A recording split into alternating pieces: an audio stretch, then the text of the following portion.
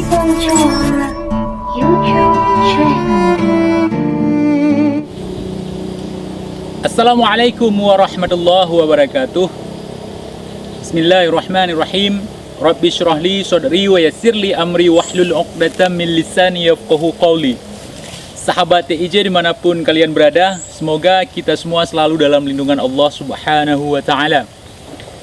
Di kesempatan kali ini saya kembali akan membahas kepada teman-teman perihal request dari pendukung-pendukung channel sebelah untuk saya membuktikan kepada orang-orang yang pernah saya bahas di konten-konten saya untuk langsung bertemu dan melakukan penelusuran secara bersama-sama.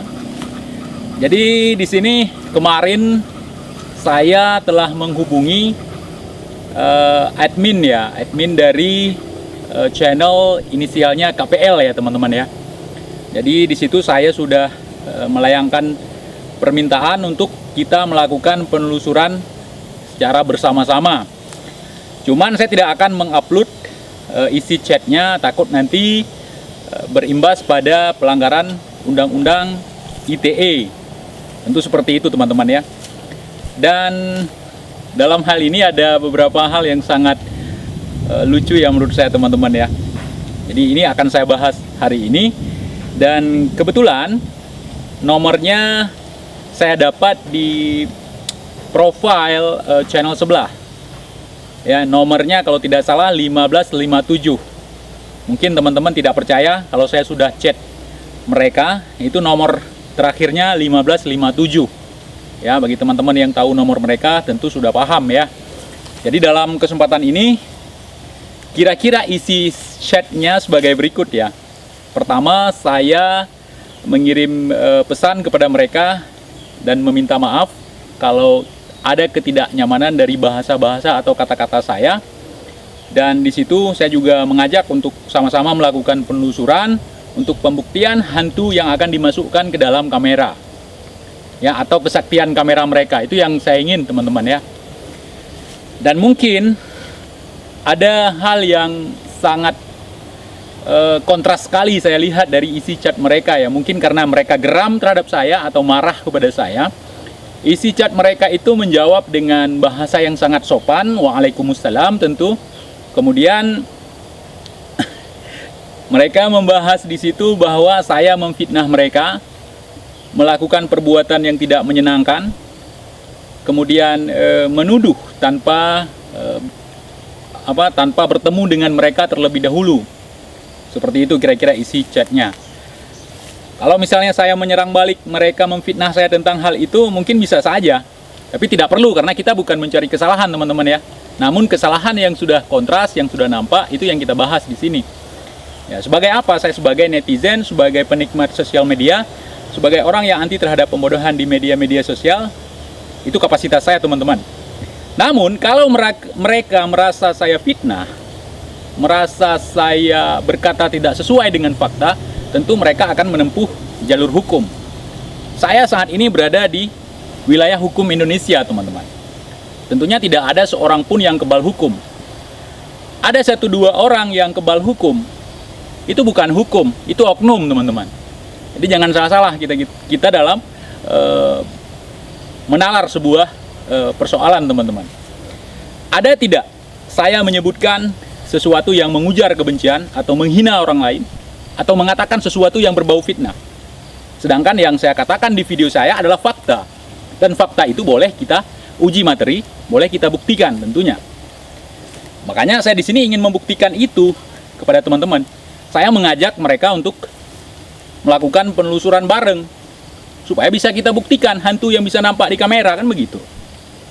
Kemudian mereka juga menyarankan saya untuk datang ke sana.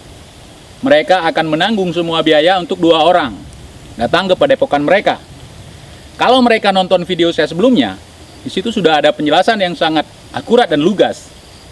Di situ saya menyebutkan bahwa saya tidak akan ke padepokan mereka karena ada indikasi settingan-settingan yang akan disiapkan di situ.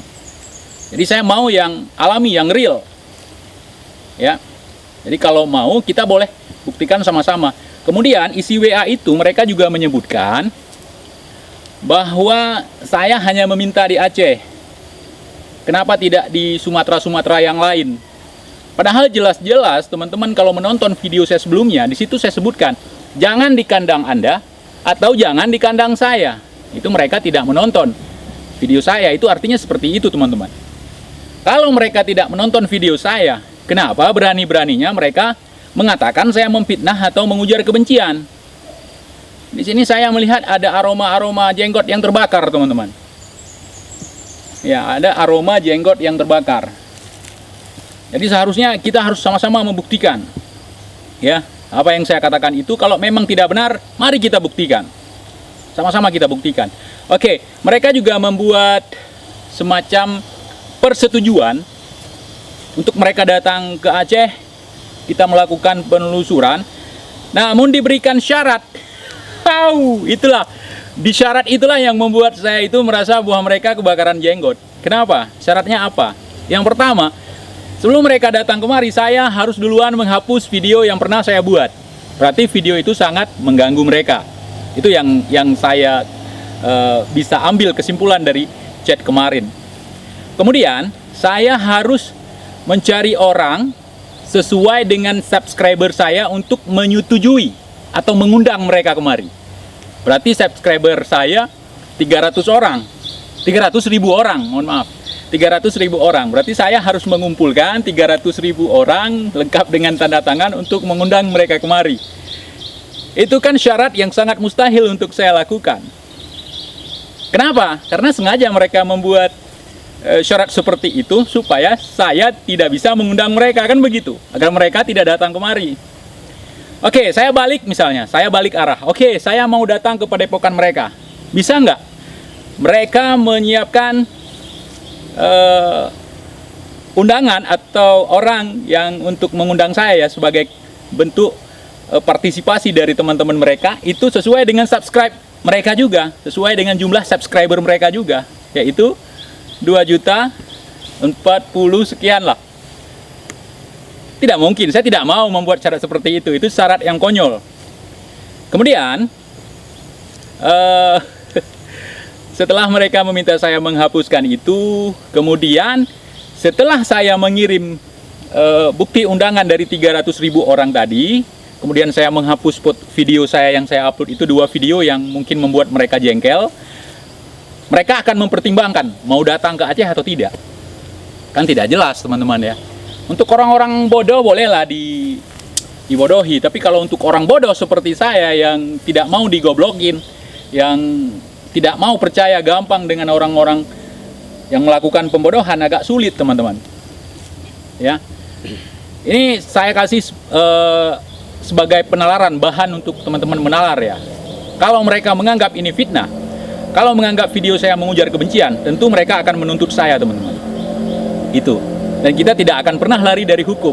Dan di situ kita akan sama-sama membuktikan nanti apakah ucapan saya benar, atau mereka ingin saya memegang sebuah kertas atau selembar kertas mengakui kesalahan saya yang bertanda tangan dan bermaterai, dan muka saya seperti orang yang habis digebukin mungkin ya. Itu tidak akan terjadi sama TIJ teman-teman. Karena setiap omongan dan ucapan kita bertanggung jawab. Karena omongan setiap kali lepas dari mulut kita itu tidak bisa dikejar. Makanya hati-hati, kalau kita mau mengeluarkan kata-kata harus ada pengkajiannya terlebih dahulu. Jadi seperti itu teman-teman. Saya juga nggak nyangka, karena si admin ini mengaku bahwa dia sebagai lawyer admin si KPL, inisial KPL ya. Sekelas mereka juga ada orang-orang seperti itu teman-teman ya. Ini bentuk ketakutan teman-teman. Biar teman-teman tahu ya, ini sebagai bentuk ketakutan dari mereka. Dan saya tidak akan berhenti tentunya, dan video itu tidak akan pernah saya hapus. Tentunya dalam hal ini kita juga sudah menyiapkan bukti-bukti tertentu. Dan orang-orang tertentu mungkin yang akan bersaksi nanti, kan begitu teman-teman. Anggaplah saya orang bodoh, anggaplah saya orang goblok, tapi saya tidak pernah mau dibodohi oleh orang-orang bodoh. Kalau kalian mau percaya hantu settingan, percayalah. Tapi saya tidak akan pernah memaafkan kalau mereka belum minta maaf tentang bagaimana mereka melecehkan ayat-ayat suci dalam pertunjukan-pertunjukan murahan mereka. Itu. Dan saya tidak akan berhenti di sini saja, teman-teman. Kenapa saya tidak menuntut mereka? Karena itu bukan tujuan saya. Tujuan saya hanya mencerdaskan orang-orang, bukan menghukum orang-orang. Saya mengajak teman-teman semuanya untuk berpikir, bukan untuk menyerang seseorang.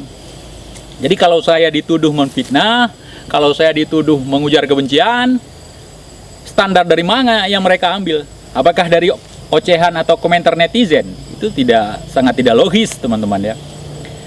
Kalau misalnya ada kata-kata saya yang bernadakan mengujar kebencian atau memfitnah, silahkan dibuktikan. Kalau memang kita melakukan kesalahan, jangan segan-segan mengakuinya, jangan malu. Oh, itu kan video 2012.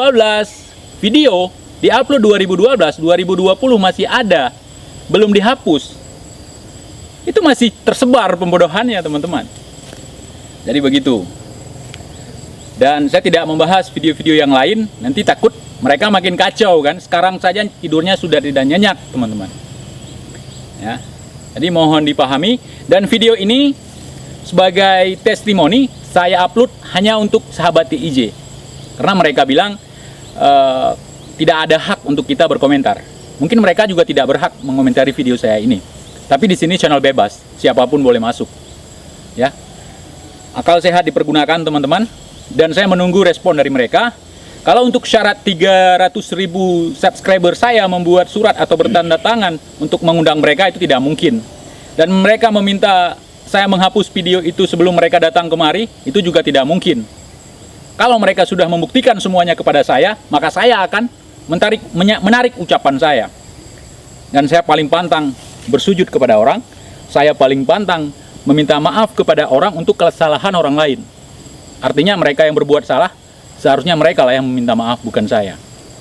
Dan pantang bagi saya menangis, membaca surat yang ada materainya, itu pantang bagi kita, teman-teman ya. Jadi berani berbuat, beranilah bertanggung jawab. Insya Allah kita bertanggung jawab setiap omongan kita hari ini. Semoga apa yang saya sampaikan hari ini membuka pemikiran teman-teman yang pendukung channel sebelah, yang tidak henti-hentinya menyerang saya. Dan saya menganggap bahwa itu sebagai bentuk kelemahan dari mereka.